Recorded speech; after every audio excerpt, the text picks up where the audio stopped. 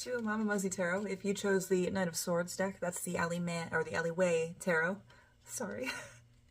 That's the Alleyway Tarot. And this card is indicative of, combined with the Lenormand Clouds, it lets me know that there's a little bit of trouble here, a problem that you've been ignoring. Combined with the bottom of the deck of the other, or the bottom card of the other decks, with Judgment, this is exposure to a whole brand new world that you have never been to before. You see how this boat is in the river Styx, and this person is dipping the goblet in? You are about to enter a brand new world if you don't address this. And this is not to teach you a lesson to hurt you. This is to teach you a lesson to help you, to make you better. And with the Eight of Pentacles underneath that, this is a card about self-care. You need to learn this lesson. This lesson is for you. Sorry, I have to cover up because she got titties out. You have to learn this lesson, okay? This is going to be a whole new world for you. You have got to grasp this brand new perspective. With this, I have to look this up because I'm still not 100% on this one. But on the bottom of the Oracles of Play and Secrets, this is an Oracle of Play card. This is, what is it? Legislation, I think. So hold on. Okay, so this one particularly calls for you to examine the rules that are set in place that you set for yourself and that other people set for you. This is not a call to question, thou shalt not murder or whatever. This is not a call to start making any felonies, but this is about rules that you hold yourself to and rules that other people, maybe societal rules that you're being held to. And you are being called to question that, draw your own boundaries on top of that, and still realize that while you do that, while you create small separations between you and everybody else, you are still connected to people. But you do need to take a break, all right? And don't feel bad about it. You have got to break down these I want to say constructions. I don't think that's the right word that I'm actually looking for. These rules that you live your life by, and you have to understand that sometimes it's okay to be a little different. We need people to work at night and be awake at night just as much as we need people to work in the day. That's how things keep going. That's how things keep moving. So it is okay if you're flying a little black sheep, I guess. And then after that it says transform your reality. So this is, I think, more about you addressing not so much a problem, but the fact that you do kind of dance to the beat of your own drum a little bit, and people seem to be giving you a lot of flack for it. So let me get a quick shuffle in here. Sorry if that was loud. So let's see. So you basically have to break these standards. It's alright to be a little different. It's alright to not follow the rules all the time.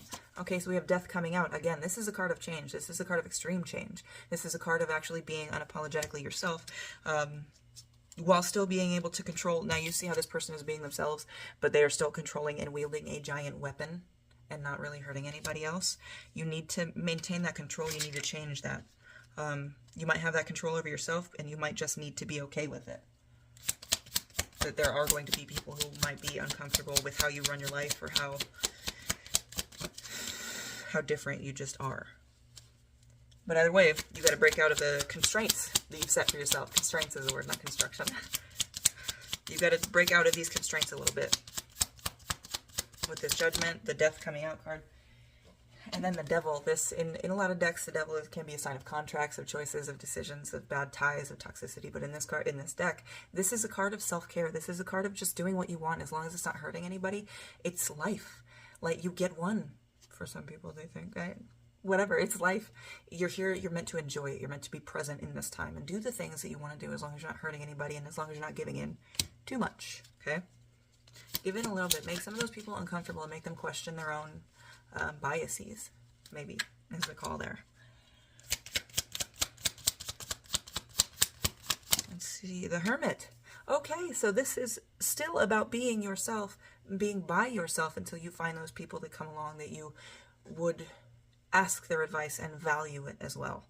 You don't need to find anybody. You don't need to do anything but be with yourself, by yourself, solidifying who you actually are. That is way too many. But we do have the outsider. Sometimes it's okay to choose to be outside of other things that are not for you.